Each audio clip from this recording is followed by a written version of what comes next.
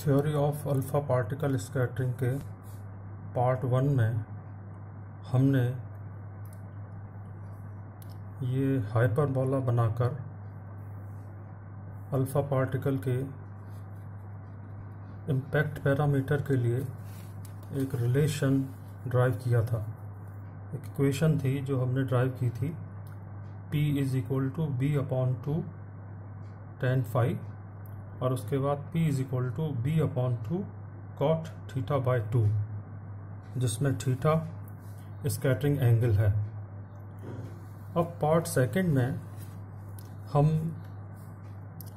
ये जानने की कोशिश करेंगे कि कितने अल्फ़ा पार्टिकल्स थीटा या उससे ज़्यादा एंगल से स्कैटर्ड होते हैं।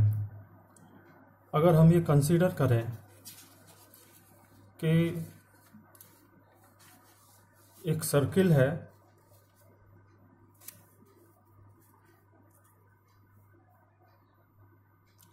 जिसका रेडियस P है और इस सर्किल के सेंटर पर न्यूक्लियस रखा हुआ है,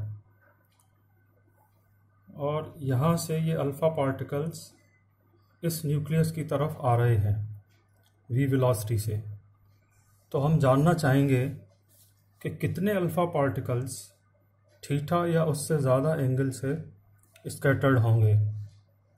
इस डायग्राम से हम देख रहे हैं कि जो भी अल्फ़ा पार्टिकल्स इस एरिया में न्यूक्लियस के चारों तरफ एरिया πp², जिसमें p जो इम्पैक्ट पैरामीटर है, इसमें हमने उस रेडियस माना है, तो ये जो एरिया है πp², इस एरिया के और जो भी अल्फ़ा पार्टिकल्स आएंगे वो थीटा या उससे ज़्यादा एंगल से स्कैटर्ड हो जाएंगे। थीटा या उससे ज़्यादा एंगल से स्कैटर्ड हो जाएंगे। तो हम देखते हैं कि जो स्कैटरिंग है वो एरिया πp² पर डिपेंड कर रही है।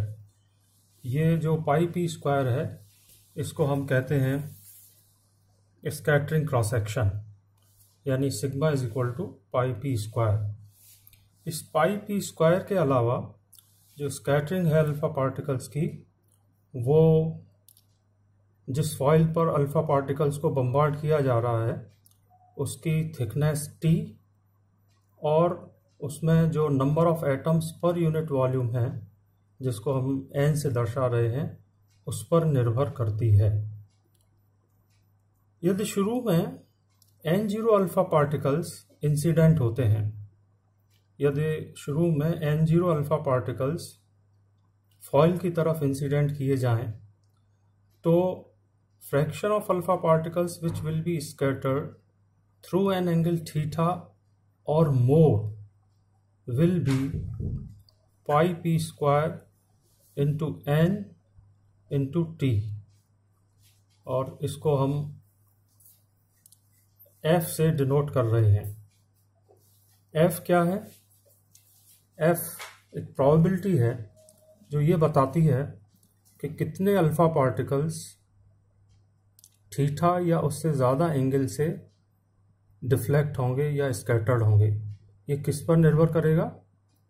एक तो क्वांटिटी πp², दूसरा thickness of the foil T, और atoms per unit volume of the foil n पर। अब इस इक्वेशन में जो P है इसकी वैल्यू हम निकाल चुके हैं, B/2 cot θ/2। इसको पुट कर देता हूँ। तो इसको पुट करने के बाद हमें ये रिलेशन मिलेगा, और इसको अगर इस इक्वेशन को दोनों साइड डिफरेंशिएट कर दिया जाए तो we will get df = 1/4 π_nt_b² cot θ/2 cosec² θ/2 dθ। यहाँ पर जो नेगेटिव साइन आएगा यहाँ, उसको हम नेगलेक्ट कर रहे हैं, because it only shows that as theta increases f decreases. जैसे स्कैटरिंग एंगल बढ़ता है, अल्फ़ा पार्टिकल्स के स्कैटरिंग की प्रोबेबिलिटी थीटा से ज़्यादा एंगल्स पे जो स्कैटर्ड हो रहे हैं उनकी प्रोबेबिलिटी कम होती चली जाती है। इक्वेशन जो 8 है ये हमें एक चीज़ और बताती है कि if there is only one incident alpha particle then the probability of its scattering between theta and theta plus d theta is given by df. So what is the significance of equation 8? It is that if there is only one incident alpha particle, the probability of its scattering between scattering angle theta and theta plus d theta is given by df. Now suppose this is an experimental setup जिसमें ये foil है, ये alpha particles इस पर bombard हुए और इसके सामने r डिस्टेंस पर ये जिंक सल्फाइड की स्क्रीन रखी हुई है।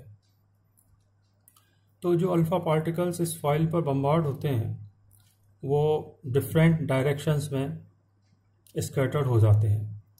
यहाँ हम सिर्फ एक डायरेक्शन को कंसीडर कर रहे हैं, थीटा, यानी जो अल्फ़ा पार्टिकल्स थीटा से ज़्यादा और थीटा प्लस डी थीटा से कम, यानी कि इस डी थीटा एंगल के बीच में जो स्कैटर्ड होंगे इस स्क्रीन पर, वो एक रिंग का शेप बनाएंगे इस तरह। ये आप देख सकते हैं कि जिंक सल्फाइड की स्क्रीन जो यहाँ पर एक स्ट्रेट लाइन की तरह दिखाई दे रही है वो वास्तव में स्ट्रेट लाइन ना होकर एक रेक्टेंगल है और उस पर वो अल्फ़ा पार्टिकल्स जो थीटा से ज़्यादा और थीटा प्लस डी थीटा से कम, यानी इस एंगल के बीच में जब इस जिंक सल्फाइड की स्क्रीन पर इंसिडेंट होंगे तो वो चारों तरफ, वो इस डायरेक्शन में भी होंगे और ऊपर भी होंगे, चारों तरफ होंगे। तो वो जो शेप बनेगा जिंक सल्फाइड की स्क्रीन पर वो इस तरह की एक रिंग होगी जिसका रेडियस होगा r sin थीटा। ये जो राइट एंगल ट्राइंगल है इससे हम देख सकते हैं ये डिस्टेंस r sin थीटा और ये जो आर्क है, ये जो आर्क है इसको हम लिख सकते हैं r d theta, r d theta. तो ये जो थिकनेस है ये हो जाएगी r d थीटा इस रिंग की और इसका रेडियस हो जाएगा r sin थीटा। अब अगर इस रिंग को मैं काटता हूँ और काट के फैला देता हूँ इस तरह, एक स्ट्रिप बन जाती है, एक रेक्टेंगल बन जाता है। तो इसका जो एरिया होगा वो होगा इसका circumference 2 pi r sin theta और जो थिकनेस है r d थीटा। तो इन दोनों का अगर हम मल्टीप्लाई कर दें तो जो एरिया बनेगा इस रिंग का इस जिंक सल्फाइड की स्क्रीन पर वो होगा 2 pi r square sine theta d theta, 2 pi r square sine theta d theta.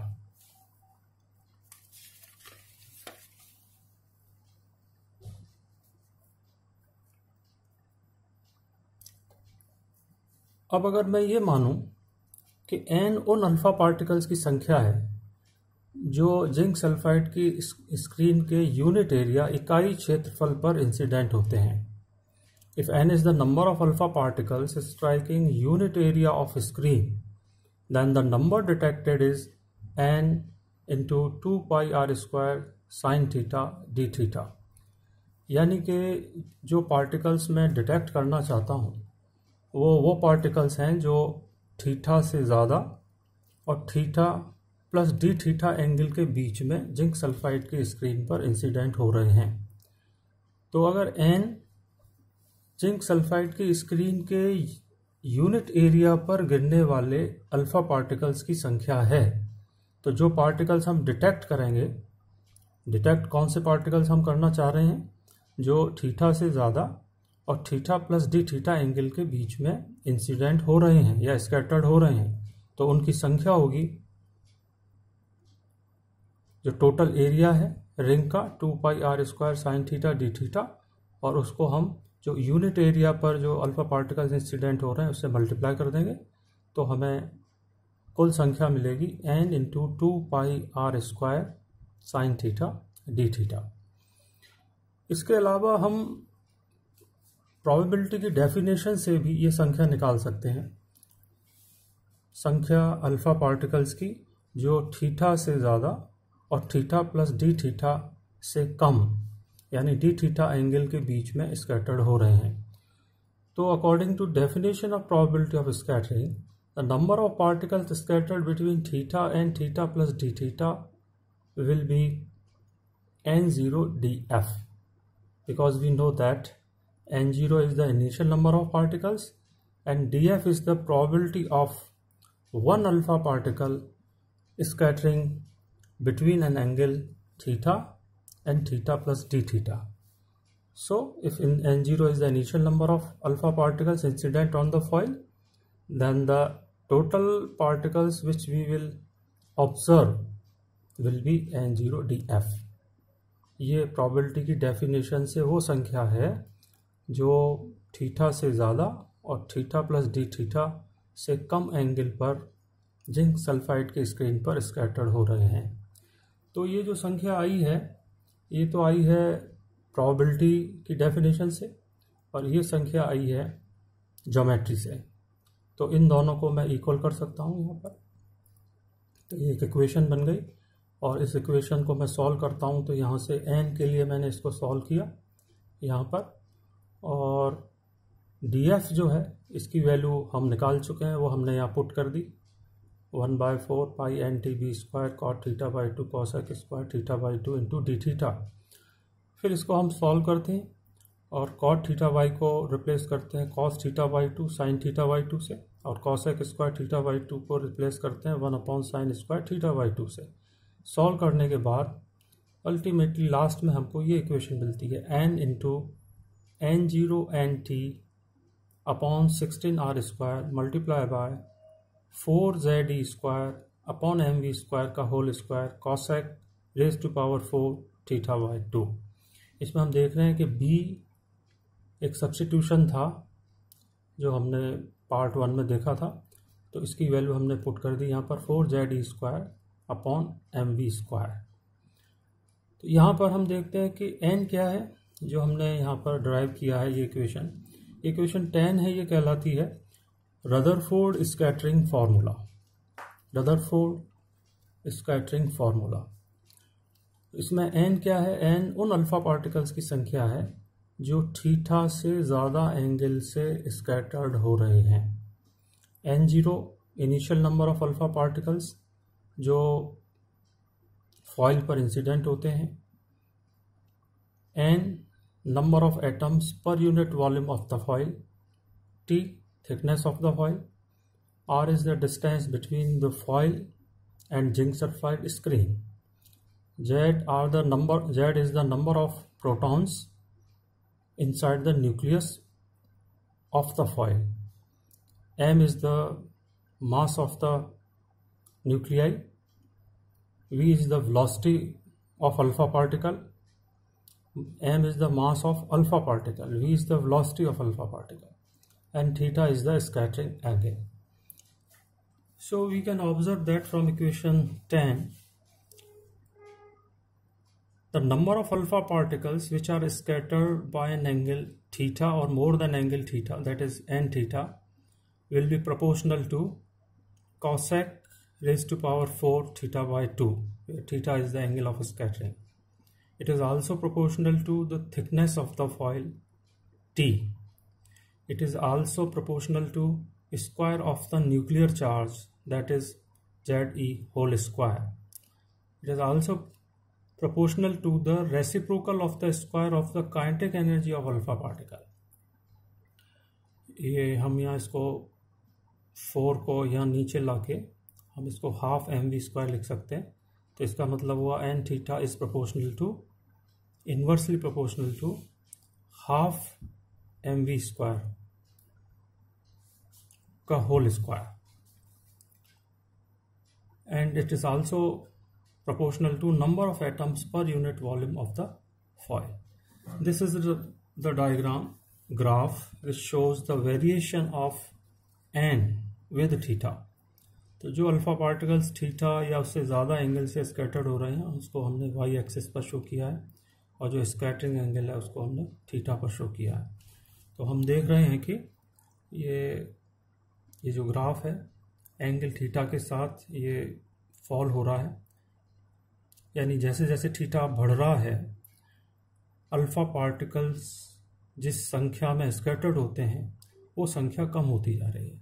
This shows that as the scattering angle increases, number of alpha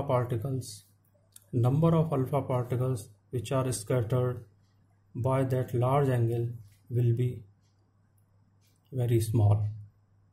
यहाँ पर 180 डिग्री पर अगर हम देखें तो ये बहुत कम हो जाती है, यानी जो लार्ज एंगल स्कैटरिंग है, कुछ अल्फा पार्टिकल्स ऐसे भी होते हैं जो जिस डायरेक्शन से आए थे उसी डायरेक्शन में वो वापस लौट जाते हैं।